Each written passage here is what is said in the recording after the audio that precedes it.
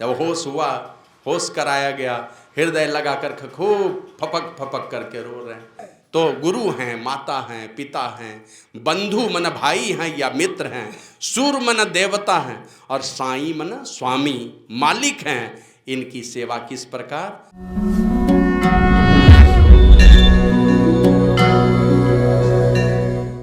अब गुरु महाराज उनके किस प्रकार ठोक बजा करके हर प्रकार की ठंडी गर्मी दुख और के लाभ सबको कैसे सहन कर सकते हैं वैसा बना रखा था। किस पत्थर का मूर्त बना दिया श्री राम को कि कल राज तिलक होने वाला है और सुबह में पता चलता है कि हमें वन में जाना है। तो राज तिलक होने की बात सुन करके श्री राम बहुत खुश नहीं थे।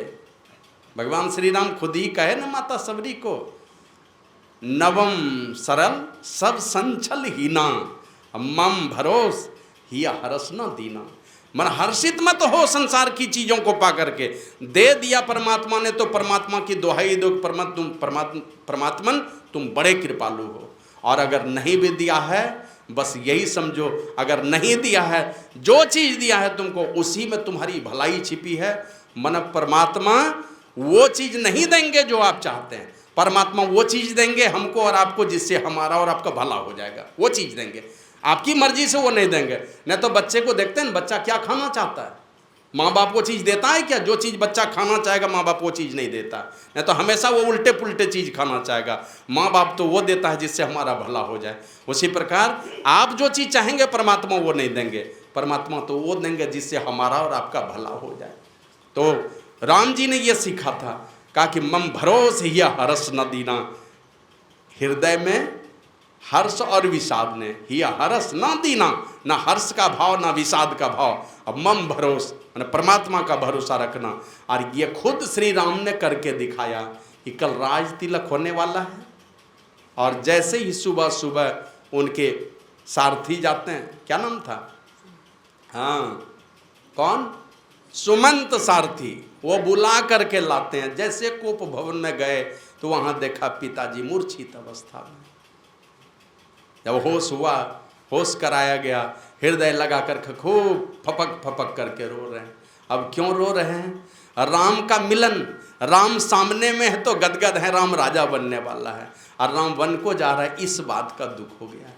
और ये एक राम है वो पत्थर के तरह, किस प्रकार का गुरु जी ने उनके अंदर में ठोक हथौड़ा मार मार करके किस प्रकार का उसको बना दिया था कि राज तिलक होने वाला था। चेहरे पर खुशी की कोई रेखा नहीं, कोई गदगद नहीं, अंदर से उतावलेपन का कोई भाव नहीं।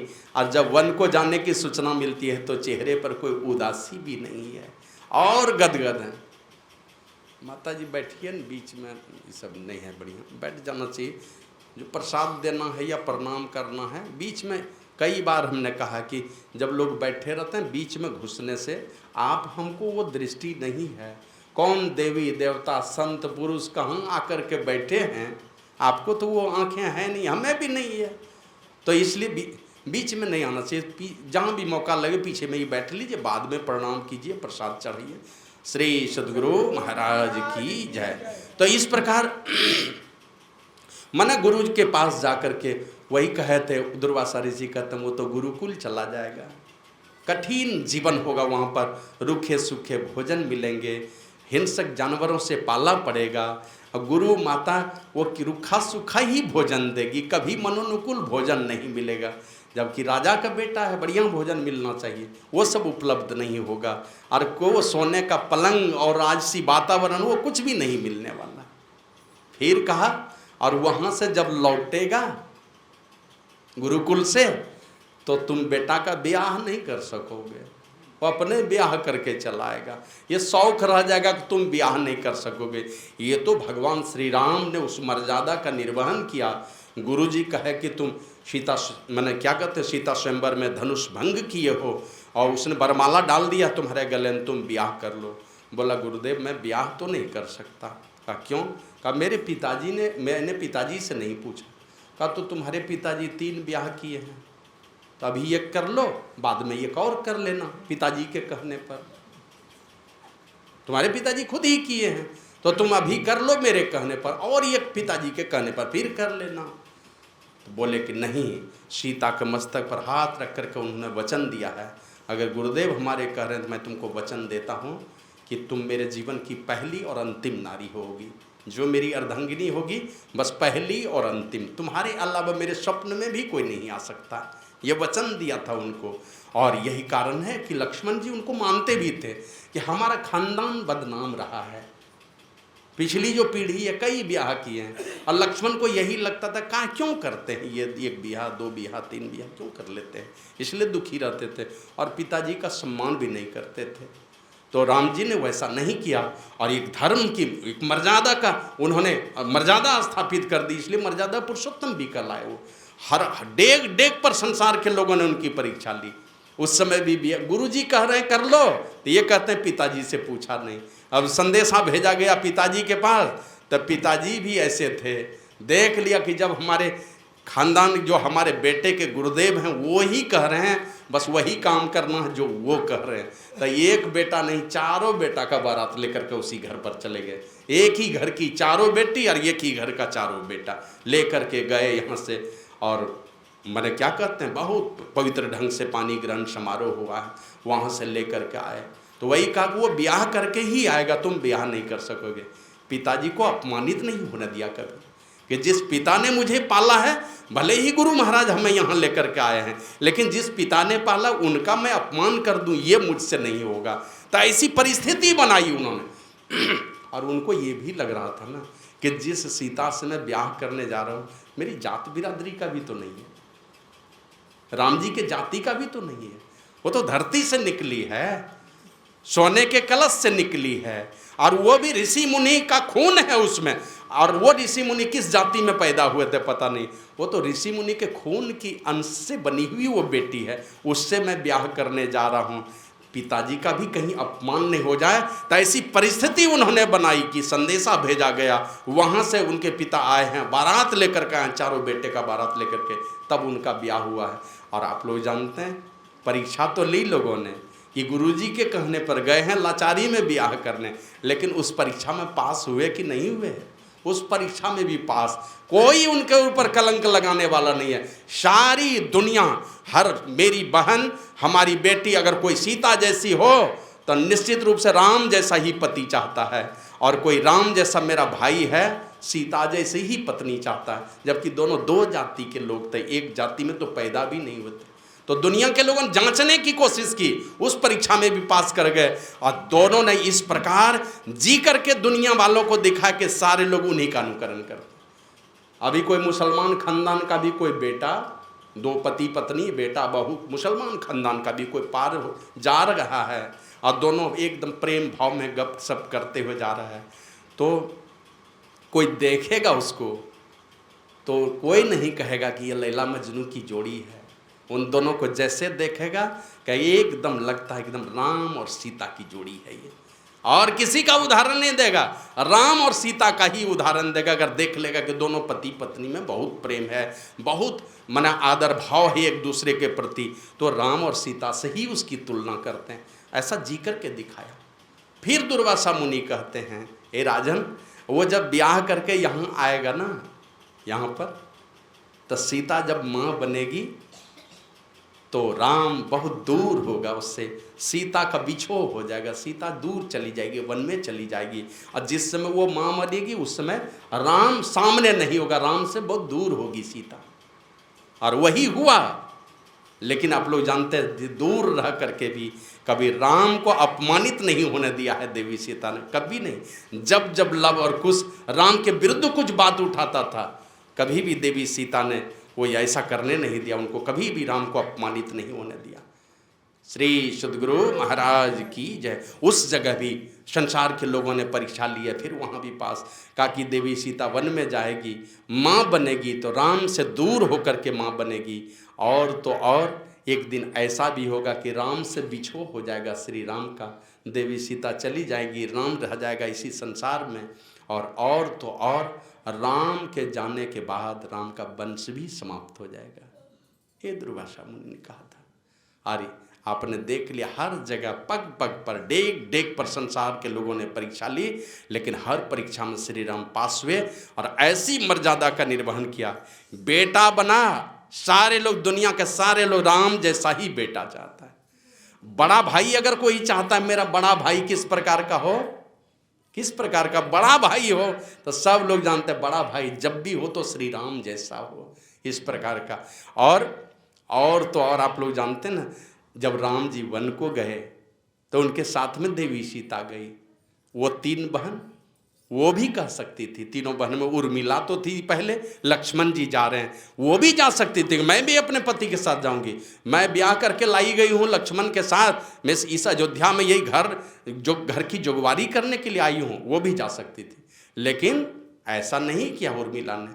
वो क्या किया, यही कहा लक्ष्मण को, बहुत बेबसी भरे हृदय से जाते हैं वो उर्मिला के पास कि माँ से तो किसी तरह हमने छुट्टी ले ली। मैं तो सोचता था शायद माँ मुझे रोकेगी, लेकिन माँ तो सीधे सीधे कहती है, वो कहती है अपने बेटे लक्ष्मण को कि ए मेरे पुत्र, मैं तो इस जन्म में तुम्हारी माँ हूँ, पिछले जन्म में नहीं थी और इसके बाद वाले जन्म में भी मैं नहीं हूँ, और ये राम सदा सर्वदा तुम्हारे सर्वस्व हैं और तुम्हारे नहीं। वो कहती है राम प्राण प्रिय जीवन जी के, स्वार्थ रहित सखा सभी के। ऐ मेरे बेटे, ये राम कौन है, सारे जीवों के जीवन हैं, सारे जीवों के प्राणों के आधार हैं, सारे जीवों के प्राण ही है, और स्वार्थ रहित सखा सभी के, निस्वार्थ भाव से प्रेम करने वाले सारे संसार के मित्र हैं। ये तो सदा सदा तुम्हारे सर्वस्व हैं। और गुरु पितु मातु बंधु सुर साई, असई आई सकल राम की नाही। उसकी सेवा किस प्रकार का, गुरु की सेवा, माता की सेवा, पिता की सेवा, भाई की सेवा, या भाई के बदले में मित्र कहिए, माना जो भाई होगा वही असली मित्र होगा, जो मित्र होगा वही असली भाई होता है। श्री सद्गुरु महाराज की जय। तो गुरु हैं, माता हैं, पिता हैं, बंधु मन भाई हैं या मित्र हैं, सूर मन देवता हैं, और साईं मन स्वामी मालिक हैं। इनकी सेवा किस प्रकार, प्राण के समान। और पूजनीय प्रिय परम जहाँते, सब मानिए ही राम के नाते। सबको किस प्रकार मानना चाहिए, संसार में जितने भी पूजनीय लोग हैं, तो जो हमारे लिए पूजनीय हैं वही हमारे प्रिय होते हैं। ऐसे प्रिय तो बहुत हैं, लेकिन उस प्रिय में से कोई कोई हमारे लिए पूजनीय भी हैं, है ना, बहुत हैं प्रिय। और बहुत लोग देखिए उस रिश्ते नाते को निभाते हैं। जैसे मेरी बहन है, छोटी है तो बेटी के समान है, और बड़ी है तो माँ के समान है, तो प्रिय भी है, और अगर बड़ी बहन है तो पूजनीय भी है, भाभी है प्रिय भी है, तो माँ के समान है वो तो पूजनीय भी है। तो संसार में जितने भी प्रिय हैं कि पूजनीय हैं, सब मानिए ही राम के नाते। किस प्रकार मानना है, जितने भी प्रिय हैं, जितने भी पूजनीय हैं, चाहे माता हैं, पिता हैं, बहन है, भाई है, भाभी है, रिश्ते में जो भी बड़े हैं, पूजनीय प्रिय भी हैं और पूजनीय भी हैं, सब मानिए ही राम के नाते, उनको राम के ही नाते मानना चाहिए। इस प्रकार की सीख माता सुमित्रा अपने बेटे को देती है। और आगे जैसे लक्ष्मण जी बढ़ करके जाते हैं ना, तो जाते जाते सुमित्रा यही कहती है, पुत्रवती युवती जग सोई, रघुपति भगत जासु सुत होई, नतुरबांझ भल वादी बियानी, राम विमुख सुत ते हित जानी। इस प्रकार की बातें कह करके कि वह उस भला है कि तुम अगर चाहती हो कि बेटा से भला हो जाएगा, इससे बढ़िया है तुम बांझ रह जाओ, अगर तुम्हारा बेटा राम का भक्त नहीं है, परमात्मा का भक्त है। कहा अगर वो मैंने क्या कहते हैं, परमात्मा से विमुख बेटे से भला जान करके, भला होना जान करके, इससे बढ़िया है बांझ रह जाओ। और नहीं तो वो बेटा आकर के तुम्हारे इस संसार में तो रहोगी तुम तब तक, लेकिन इस संसार से जब विदा होगी, अग्नि संस्कार जब वो करेगा, वो तुमको अधोगति में ही भेजेगा, वो तुमको मुक्ति देने वाला नहीं है। इसलिए ऐसे बेटे से बढ़िया है कि ये शरीर कुत्ता बिल्ली खा जाए, कोई गीध नोच नोच करके खा जाए, वैसा शराबी कबाबी बेटा अग्नि संस्कार नहीं करे, नहीं तो ये शरीर तो भले जलाएगा और इसके अंदर में जो सूक्ष्म रूप में ये अनेक शरीरों के साथ ये आत्मा की यात्रा जहाँ पर होगी, तुम दुर्गति में ही जाने वाली हो। काई उससे इसलिए उससे बढ़िया है कि तुम बांझ रह जाना, नतरु बांझ भलवादी बयानी।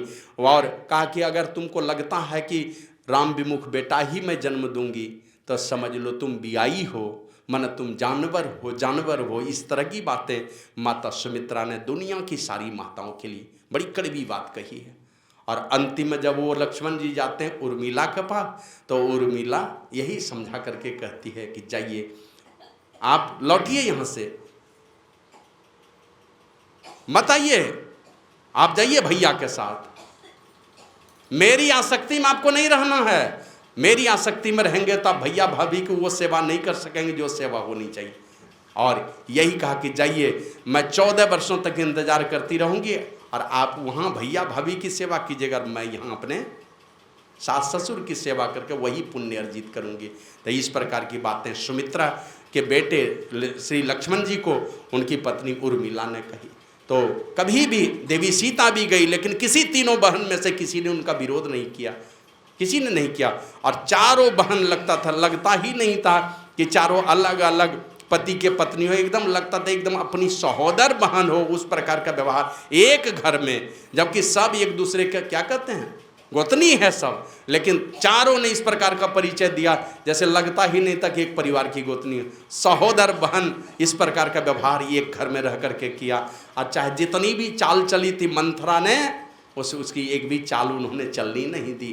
दुश्मनी की दीवार खड़ी की थी लेकिन करने नहीं दी। तो हर डेग डेग पर श्री राम की परीक्षा लिए हैं। और वही और राम जी भी इस प्रकार तपाए गए हैं गुरु के द्वारा। आप जानते हैं ना कि पपीता को देखें ना, पपीता किस महीने में ज़्यादा स्वादिष्ट लगता है? श्री सद्गुरु महाराज की जय। जब पपीते में धूप लगती है तब उसका स्वाद बढ़ जाता है ना। गर्मी के दिनों में पपीता ज़्यादा अच्छा लगता है खाने में। उसी प्रकार लोहे को जब एकदम आग की भट्टी में जब डाल दिया जाता है ना, तब सोने की चमक बढ़ जाती है। उसी प्रकार जब संतों के चरणों में रह करके अपने को तपाते हैं, गुरु के द्वारा लिए गए परीक्षा में जब वो पास कर जाते हैं ना, बहुत लोग चाहते हैं कि इस प्रकार गुरु जी तो परीक्षा ही नहीं ले, नहीं तो गुरु जी की परीक्षा बड़ी ही कठिन होती है, बहुत कठिन परीक्षा है। गए कुप्पा घाट और गुरु महाराज एकदम दोपहर के समय में टहलने के लिए निकले थे। उनकी अपनी मौज होती थी, जब मर्जी हो टहलने के लिए निकल गए। टहला रहे थे व्हील चेयर से, बहुत सारे सत्संगी लोग चले जा रहे थे, उनके पीछे पीछे घूमते थे। अब एक आदमी आए, जैसे प्रणाम किए ना, वो आए थे गुरु महाराज से आशीर्वाद लेने। गुरु महाराज कहते हैं बांधो इसको, बांधो। और एकदम गर्मी का दिन, अब उनको एकदम बीच आंगन में ही गुप्पा घाट के अहाते में ही घूम रहे थे गुरु महाराज व्हील चेयर से, और वहीं का बांधो इसको, धूप में ही बंधवा दिया। उन्हीं के धोती से बंधवाया, हाथ पैर बांध दिया, कहीं यहीं सुला दो, तो उन्हीं की धोती से बांध दी। 1 घंटे के बाद गुरु महाराज 1 घंटे तक धूप में ही टहलते रहे। 1 घंटे के बाद गुरु महाराज उधर से आते हैं तो सब गिड़गिड़ाने लगे। पूज्य संसीवी बाबा कहते हैं हुजूर अब खोल दिया जाए हुजूर, अरे इनके परिवार के बहुत सारे लोग हैं, बड़े बुजुर्ग लोग हैं, देखेंगे तो हंसेंगे लोग, गुरुदेव कृपा किया जाए, खोल दिया जाए। बोले जाओ अब खोल दो। गुरु महाराज खोल दिए। अब जैसे खोले, भागो यहाँ से, जाओ यहाँ से, जाओ भागो जल्दी। अब वो क्या करेगा बेचारा, वो तो गया था आशीर्वाद लेने के लिए। आज फाइनल जजमेंट था, किसी दुष्ट आदमी ने उसका नाम किसी मर्डर केस में दे दिया था, अब मुख्य मुद्दालय उनको बना दिया था, जबकि उसका कोई दोष नहीं था। अब मुख्य मुद्दालय उन्हीं को बना दिया। इस प्रकार का पेच पाँच ऐसा गवाह खड़ा कर दिया। अब फाइनल जजमेंट था उसी दिन। वो आया था गुरु महाराज से आशीर्वाद लेने, पूरे परिवार के साथ, मैंने बेटा बहू बेटी सब लोग साथ में थे कि बस अब तो जाना ही है अंदर, तो गुरु महाराज से कम आशीर्वाद ले लेता हूँ अंदर अंतिम समय में। वो गए थे आशीर्वाद लेने, और आशीर्वाद गुरु महाराज क्या देंगे वो तो और दिए, उन्हीं के धोती खोलवा करके उन्हीं को बांध दिए और धूप में लेटा दिए उनको, बोल रहे दो इनको। और 1 घंटे के बाद खोल दिए और कहते हैं जाओ भागो यहाँ से। अब वो भागे भागे कोर्ट गए, और कोर्ट जब जाते हैं तो पता चलता है वो जो अपोजिट पार्टी था, वो कई तारीख से आता ही नहीं था। और अंतिम में जज को क्या सूझा, इनको दिया बाइज्जत बरी करके। गया लेट से और पता चलता उनको दिया बरी करके। सेकंड पार्टी आता ही नहीं था, बहुत दिन से, बहुत डेट से वो हाजिर ही नहीं हुआ था। ये भागे भागे वहाँ गया है तो पता चलता यही बात हो गई। तो गुरु जी की जो परीक्षा होती है, बड़ी कठिन परीक्षा होती है। किस किस तरह से आपके सूली की सजा को कांटों में टाल देंगे कहा नहीं जा सकता है। गुरु महाराज लिखते हैं, गुरु दाता दयाल वह काटे जंजाल, पल में कर दे निहाल, भजो साधु गुरु ये पल में निहाल करने वाले होते हैं। तो वो गुरु के चरण शरण में रह करके वो ठोक बजा करके, है ना, गुरु कुम्हार शिष्य कुंभ है, गड़ी गड़ी काड़े खोट, अंतर हाथ सहार दे बाहर मारे चोट। अंदर से सहारा दे के रखते हैं, ऊपर से भले दिखलाई पड़ेगा कि चोट मार रहे हैं, लेकिन अंदर से तो हमेशा सहारा दे करके रखते हैं। पूज्य सिरधर बाबा को कुप्पा घाट में क्या करते थे, गुस्सा के गुरु महाराज खड़ाऊं से ही मार देते थे माथे में, और खूब रोता था झाड़ी में छिप करके। और शाम होने पर गुरु महाराज फिर खोज के लाते थे, नुन्नू बाबू कह के बुलाते थे। और उम्र में कितने छोटे थे सिरधर बाबा, गुरु महाराज से उम्र में कितने छोटे थे, मात्र 4 साल के, 4 या 6 साल, इतने छोटे थे बस। अब सोच लिए कितना अंतर होगा। और उनको नुन्नू बाबू कह के बुला के फिर कहते, अच्छा बाबू चलो खिचड़ी बनाओ खाएंगे हम लोग। उनसे बनवाते थे, फिर अपने भी खाते थे और अपने सामने में कहते थे तुम भी खाओ। तो कोई कहता था कि आप मेरे बेटे को साधु बना दिए, बोले साधु बनाना होता तो हजारों को मैं बना देता, मैं किसी को साधु नहीं बनाता, ये कहते थे गुरु महाराज। तो किन्हीं किन्हीं पर, जैसे गृहस्थ लोग चाहते हैं ना कि हमारा खानदान चले, उसी प्रकार साधु महात्मा भी चाहते हैं मेरा खानदान चले। हमारे देखते हैं 4 बेटा है, एक ही बाप का बेटा है, लेकिन वो चारों बेटे में भी किसी एक में कुछ ऐसी खासियत होती है कि माँ बाप की कृपा विशेष चली जाती है उनके पास। अब दूसरे भाई नाराज होते हैं, मेरे माता पिता हमको नहीं मानते हैं, दूसरे वाले भाई को मानते हैं, कोई कहेंगे बड़े बेटे को मानते हैं, कोई कहेंगे छोटे को मानते हैं, कोई मंझले को मानते हैं। अरे उनके अंदर में कुछ खासियत ऐसी है कि माता पिता का कुछ विशेष आशीर्वाद उनकी तरफ चला जाता है। तो उसी तरह और पिताजी भी चाहते हैं कि यही मालिक बने घर का, तो गृहस्थ चाहते हैं मेरा खानदान चले, तो महापुरुष संत भी चाहते हैं मेरा खानदान चले। तो आपकी जब पैनी दृष्टि है 4 बेटे में एक को चुन लेती है, संत महात्मा भी उनमें से किन्हीं को चुन लेते हैं। अब कहीं बेटा आ जाए कि कहीं बेटी आ जाए, जिसको योग्य समझेंगे महापुरुष उसको चुन लेते हैं। तो इस प्रकार की खासियत महापुरुष के अंदर में होती है। 14 वर्षों के बाद राम जी लौटे हैं, और लौटने के बाद अब उनको लगा है कि सारी व्यवस्था जब सुचारू रूप से चल रही है, जानना है इस संसार से जिस राजा की चर्चा सारी दुनिया करती है, वो राजा अंतिम समय में क्या उपदेश दे करके गए। और अभी के राजा का जाकर के उपदेश सुनिए। जैसे आगे बढ़ेगा ना कोई, जैसे बढ़िया आदमी साधु संत जैसे आगे बढ़ेगा, अभी देखते हैं हमारे जोगी जी के विषय में कितनी बात हो रही है। अरे ये सबको क्या मतलब था, ये सब जोगी है तो ये है वो है। बाबा रामदेव के विषय में उल्टी पुल्टी बात, ये बिजनेसमैन है तो फलाना, ये बिजनेसमैन है, अपने नाम पर एक अकाउंट नहीं है, किसी ट्रस्ट में कहीं कोई नाम नहीं है जिस रामदेव स्वामी का। जो कुछ है सारी संस्था का, और सारे रुपये RBI के अधीन है, रिजर्व बैंक ऑफ इंडिया के अधीन उनकी सारी राशि, सब सरकार के कब्जे में, कोई सरकार से बाहर उनकी राशि नहीं है। आज जोगी जी अपने हैं, 1 रुपया दरमाहा नहीं लेते, बस संसार के भले के लिए थामे हुए हैं। और वो उसी प्रकार श्री राम आए संसार में, और उनको लगा कि भली भांति सारी व्यवस्था चल रही है, सब लोग अब हमको अनुकरण करने वाले हैं। देवी सीता चली गई, अब लगा कि हमें भी इस दुनिया से जाना होगा। पूज्य बाबा कहते थे कभी कभी किसी फकीर की वाणी, यहाँ आकर रहे न कोई, जो बड़े सुल्तान थे जा समाये खाक में वो, जो नवाबो खान थे। बड़े बड़े नवाब इस संसार में आए, बड़े बड़े सुल्तान इस संसार में आए, सब खाक में मिल गए। दूसरे संत ने कहा, रोते जग की अनित्यता पर सभी विश्व को छोड़ चले, कुछ तो चले चिता के रथ पर, कुछ कब्रों की ओर चले। चिता रूपी रथ पर सवार होके कोई गया, और नहीं तो कोई कब्र में जाकर के दफन हो गया। यही तो 2 विधि है। और तीसरी क्या विधि है, वही ले जाकर के पानी में दहन कर दिया, और नहीं तो कहीं दुर्घटना में मर गया, तब तो पता नहीं कौन कौवा गिद्ध कौन नोच करके खा जाएगा।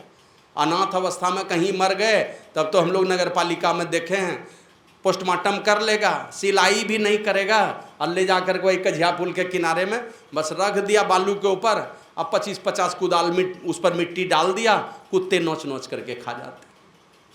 तो भगवान श्री राम को लगा ये कुछ तो चले चिता के रथ पर, कुछ कब्रों को की ओर चले, और रुका न पल भर मित्र, पुत्र माता से नाता तोड़ चले। मित्र जाता है तो मित्र कह के नहीं जाता है, पुत्र जाता है तो माँ से रिश्ता नाता तोड़ लेता है। यहाँ माँ बिलखती है, पत्नी बिलखती, सारे के सारे बिलखते रह जाते हैं, चले जाते हैं। रुका न पल भर मित्र, पुत्र माता से नाता तोड़ चले। कितनी लैला रोती रही, पर कितने मजनू मुख मोड़ चले। लैला गई दुनिया से, कितने मजनू मुख मोड़ लिए, कोई उनके पीछे नहीं गया। बाबा कबीर भी कहते हैं, हाड़ जरे जस लाह कड़ी के, केस जरे जस घासा, सोना ऐसी काया जर गई, कोई न आयो पासा। मन फूला फूला फिरे जगत में, कैसा नाता रे, कैसी रिश्तेदारी है। पूज्य बाबा भी कहते हैं, पूज्य बाबा की वाणी में आया, ऐ मस्त मन कहाँ तू भूला जहान में है, वह जिन्स क्या जिसे पा फूला गुमान में। ऐ मेरे मन, कौन सी वस्तु तुम्हें मिली है जिसके गुमान में फूल रहे हो? कहाँ मतवारे और बावरे बने हुए हो, कौन ऐसी चीज मिल गई? कहाँ, क्यों, किस संसार में तुम गुमान में फूल रहे हो?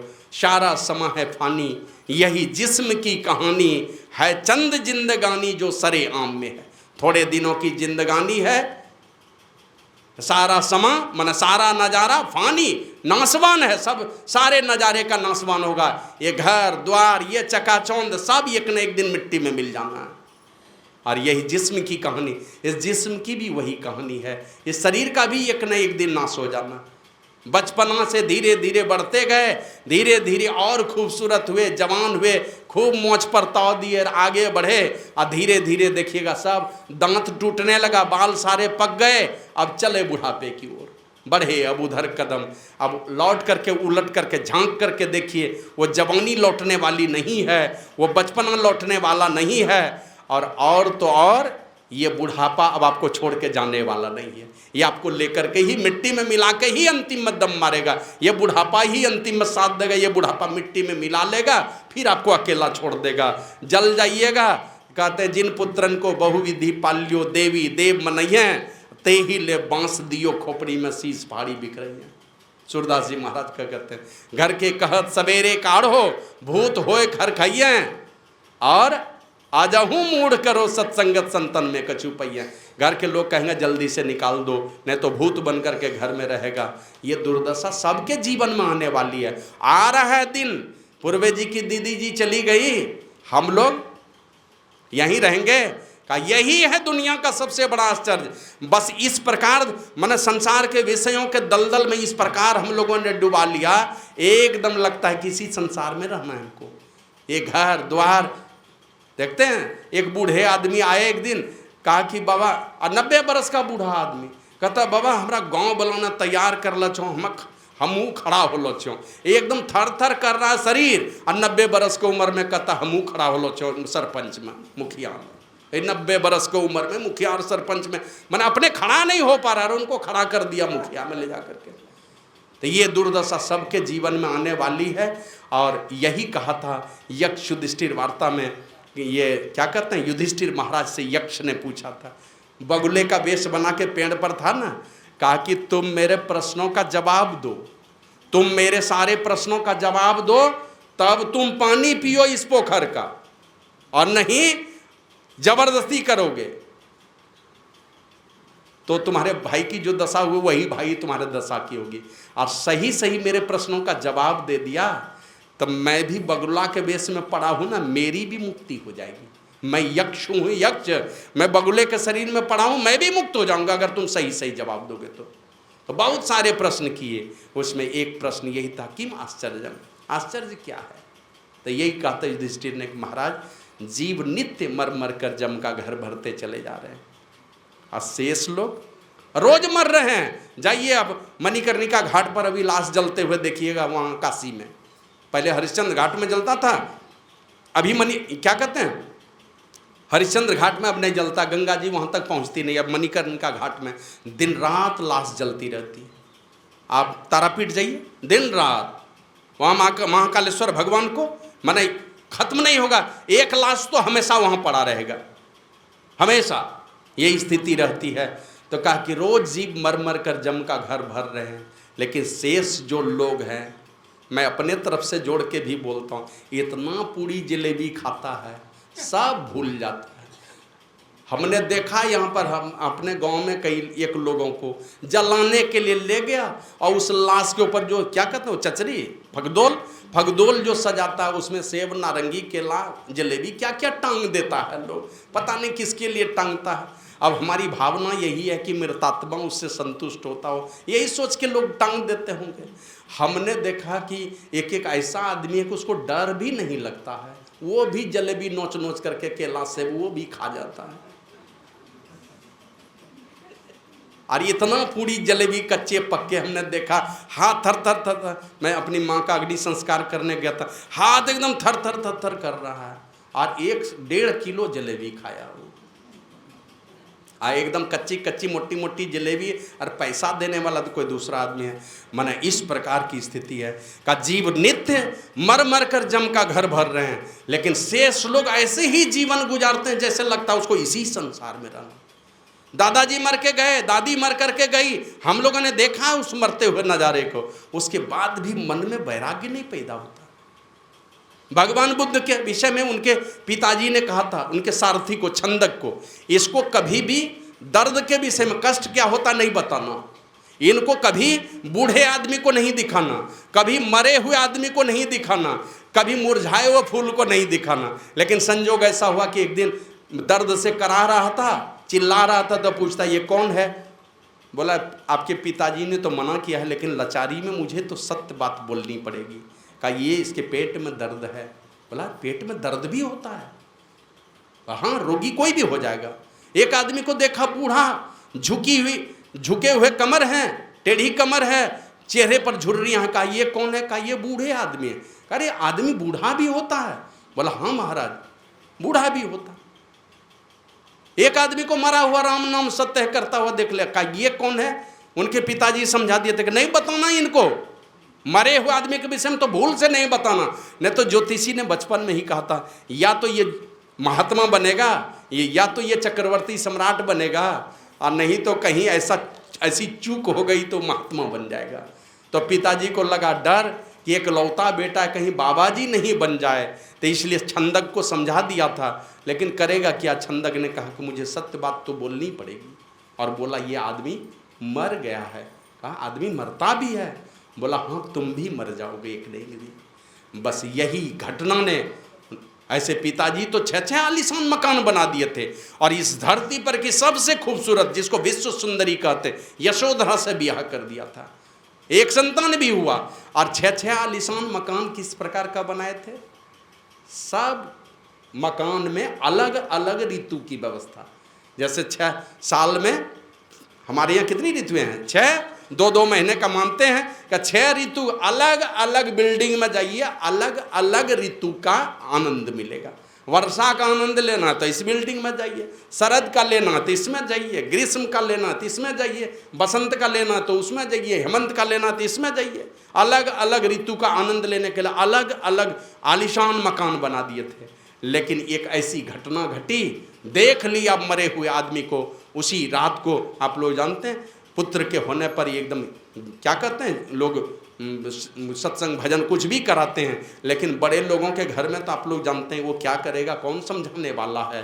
अपनी सभ्यता संस्कृति को भूल करके, अपने ही गांव में हमने देखा 6-7 लाख खर्चा किया, खूब नाच नचवाया। श्री सदगुरु महाराज की जय। तो बड़े घर में इसी प्रकार नाच हुआ खूब, सब दारू पी करके खूब क्या कहते हैं नृत्यांगने आई, और रात भर नाचते नाचते सब बेहोश हो गए, दारू के नशे में सब मदहोश हो गई, और वस्त्र जहाँ तहाँ अस्त व्यस्त हैं। रात में ही गौतम बुद्ध ने देख लिया वो नज़ारा, और वो नज़ारा तो पहले देख चुका था कि मरा हुआ आदमी, बूढ़ा आदमी, रोगी आदमी को देखा था, रात में ही भाग गया। अब भाग करके क्या किया उन्होंने? आए बौद्ध गया, और देख लिया शरीर और संसार के नश्वरता का बोध हो गया उनको, भाग गया कि शरीर मेरा रहने वाला नहीं है, तो इसके नाश का जो कारण है उसको जानना है और उसके निवारण का उपाय मुझे ढूंढना है। गुरु महाराज निकले, कम ही उम्र में निकल गए, दे धरे कर यही फल भाई, भजिए राम सब काम बिहाई, यही कह करके निकल गए। पिताजी रोज रामचरितमानस पढ़ते थे और यहीं जाके अटकते थे और वहीं जाके फुट फुट करके रोने लगते थे। तो गुरु महाराज सोचते थे क्या पढ़ के मेरे पिताजी रोने लगते हैं। तो पिताजी जब चले जाते थे ना, तो रामचरितमानस का ऊपर से जो कवर था कपड़ा का, वो हटा करके खोल के पढ़ते थे, तो पता चलता था यही चीज़ देख के पिताजी रोते हैं। और अंतिम में यही पंक्ति उनके लिए जीवन में अंकुश बन गई और भाग गया। पर क्या कहते हैं, स्कूल से ही परीक्षा देते देते कॉपी के पन्ने पर लिख दिया, ये मनुष्य शरीर पाने का फल यही है कि हम सारा काम और सारी कामना छोड़ करके परमात्मा का भजन करें। किसी भी प्रकार से, जिस प्रकार से भी हो, जैसे बने तैसे करो कमाई, किसी भी प्रकार से वो कमाई करें जो कमाई लेकर के हम इस दुनिया से विदा होंगे।